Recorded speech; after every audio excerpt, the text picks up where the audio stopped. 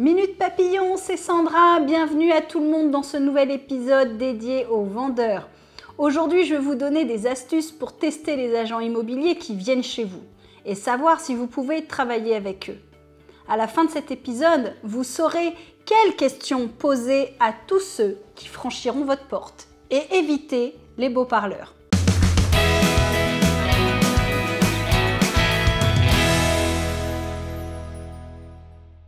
Pourquoi faire ça?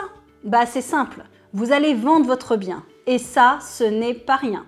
Pour beaucoup d'entre nous, l'acquisition d'une maison ou d'un appartement a demandé des sacrifices et beaucoup d'années pour payer son crédit ou du moins une bonne partie.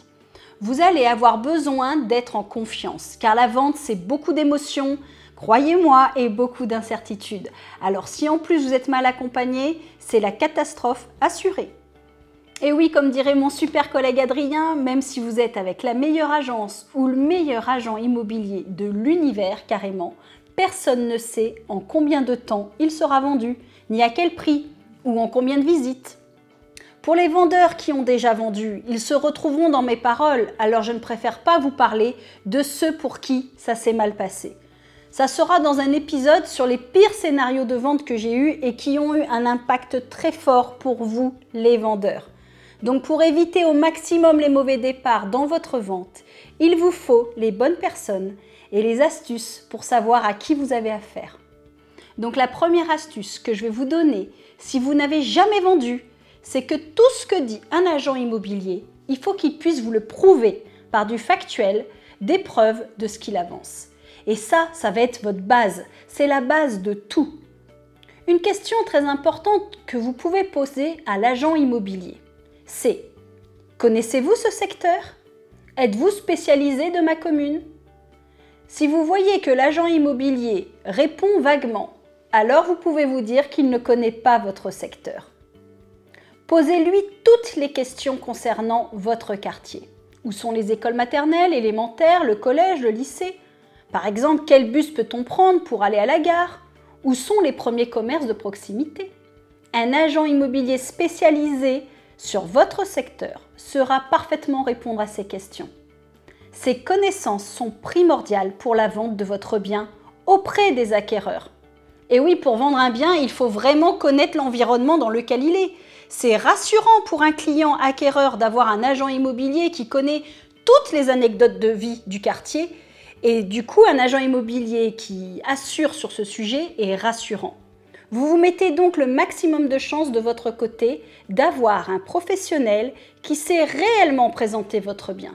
Moi, par exemple, je connais tout le nom de toutes les rues, même de certains clients, où est-ce qu'ils habitent, sur comment j'ai vendu, la meilleure boulangerie, les écoles, les projets des écoles et même certains clubs sportifs et de ce que peuvent faire vos enfants dans ce quartier-là.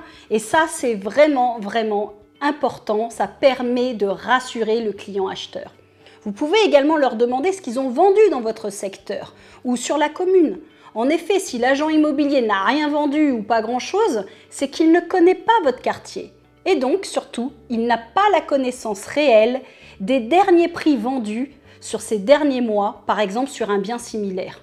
Vous pouvez donc estimer que l'agent immobilier que vous avez en face de vous n'est pas en adéquation avec vos attentes d'être accompagné par un spécialiste de votre commune. Pour les agents immobiliers qui critiquent les autres confrères ou les commissions élevées ou pas assez élevées, faites attention à cette pratique. Autre chose qui peut vous mettre aussi la puce à l'oreille d'un agent immobilier qui critique les autres. Donc par exemple, il va vous dire oui, telle agence, non, ce sont des voleurs, non, eux, ils travaillent trop mal.